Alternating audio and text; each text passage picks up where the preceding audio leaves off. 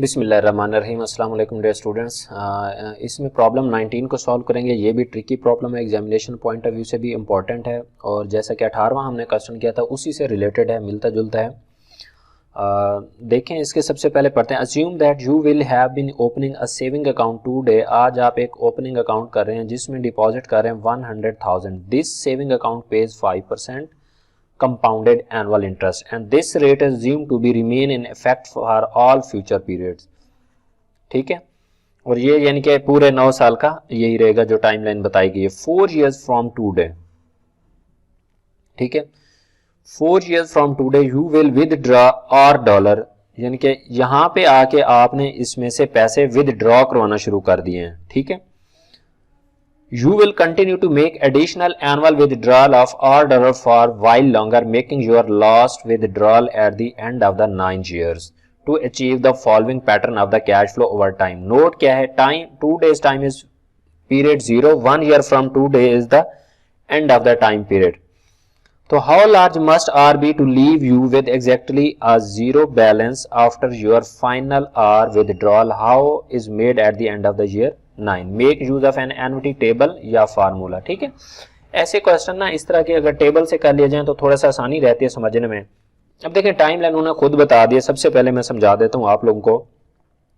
ठीक है, अब इन्होंने क्या किया, जीरो टाइम पीरियड के अंदर उसमें अपने बैंक अकाउंट के अंदर जो प्रेजेंट वैल्यू थी वो कितनी थी, $1,00,000 जमा करवा दिए।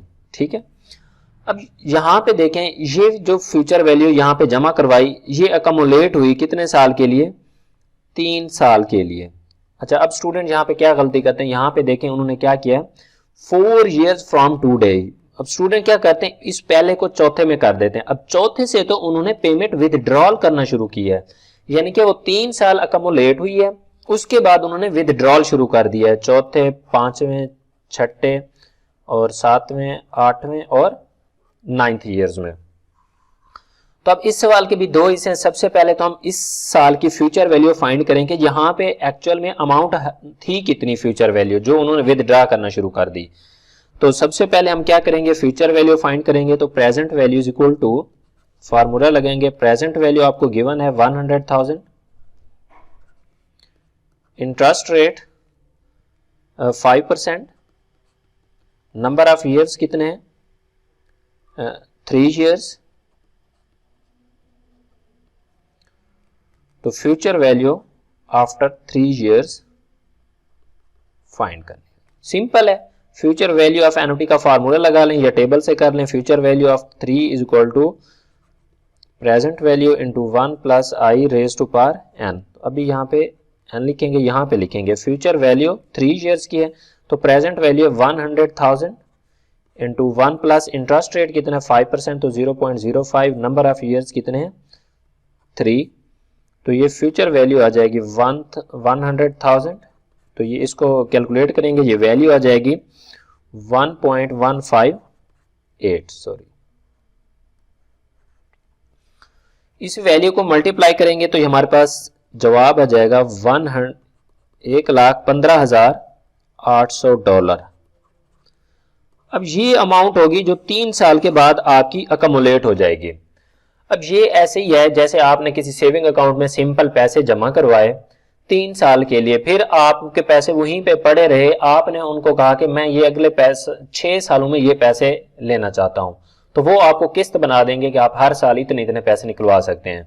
यही सेम इसी क्वेश्चन में किया गया है कि आपकी 3 साल अकमुलेशन हुई, उसके बाद अगले 6 साल आप इक्वल अमाउंट में वापस ले रहे हैं बैंक से।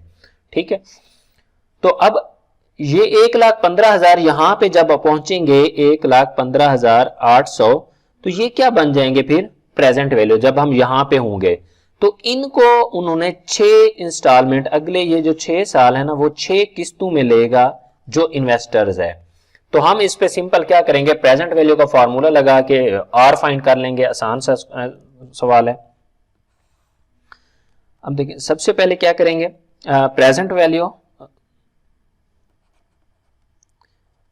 ये कितनी अमाउंट है, $1,15,800। इंटरेस्ट रेट उन्होंने कहा था सेम रहेगा थ्रू आउट। अब नंबर यहां पे कितने होंगे, 6 years।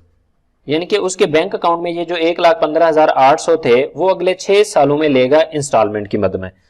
तो इसमें से हमने क्या फाइंड करना है, प्रेजेंट वैल्यू ऑफ एन्युटी का फार्मूला लगा लें। Present value of annuity is equal to R into present value of interest factor for annuity I N. तो प्रेजेंट वैल्यू गिवन है,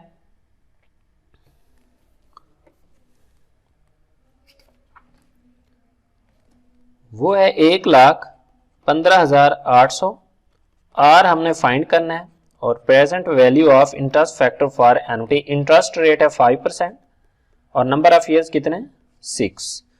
तो 1,15,800 और अब इसका फैक्टर टेबल में देखेंगे तो ये फैक्टर आ जाएगा 5.076। तो आर इज इक्वल टू, ये इधर आके डिवाइड हो जाएगा,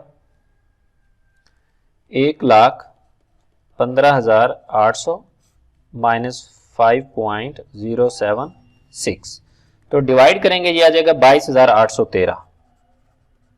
ठीक है, ये आपकी इक्वल इंस्टॉलमेंट बनेगी जो आप अगले 6 सालों में लेते रहेंगे। 6 साल के बाद आपका अकाउंट बैलेंस जीरो हो जाएगा, और यही उन्होंने पूछा था कि आपका जो अकाउंट बैलेंस है वो कितने सालों में जाके जीरो होगा।